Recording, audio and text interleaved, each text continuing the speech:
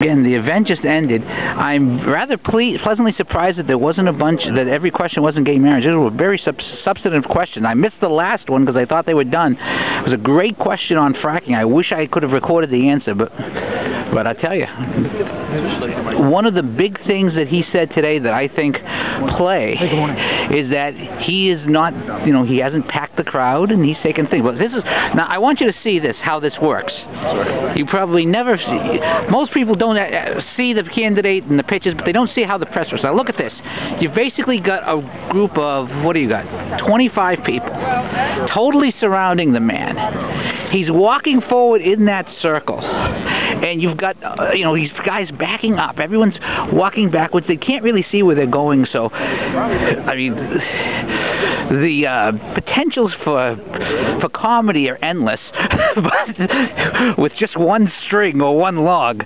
But basically, you've got your TV journalists in the front firing those questions away. And most of these people are going to work actually for many years and work and collect those.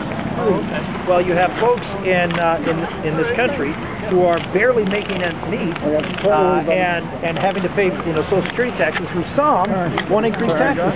And I think that the better alternative is to focus the Social Security benefits on those who need it, and not touch those benefits to those who are in need of it, but to provide Social Security benefits to younger workers who are perfectly able to work is one of those choices we have to make as a society, is whether we want to continue to do so. And what I've talked about is that we need a national conversation on this. We have to quit playing these gotcha games that, if you want to talk about Social Security, you're going to throw grandma off a cliff. No one's talking about that. No one's going to cut benefits or change benefits for anybody who is dependent upon this system. But we can't afford to provide benefits to folks who don't need them. And frankly, we can and should be, staying in the workforce, and in fact are in the workforce, but receiving benefits and working at the same time by taking these early benefits. Senator Santorum, what's the victory for you tomorrow? Keep walking. Victory for us is, coming here to New Hampshire, getting the big crowds that we're getting the enthusiastic response, keeping this momentum going. And if you've looked at the kind of response we've been getting, it's very, very positive.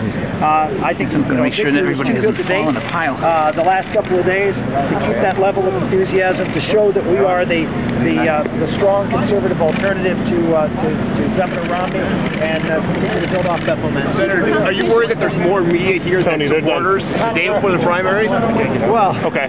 No, I mean, there was a lot of people out there, but it's outside and it's pretty cold.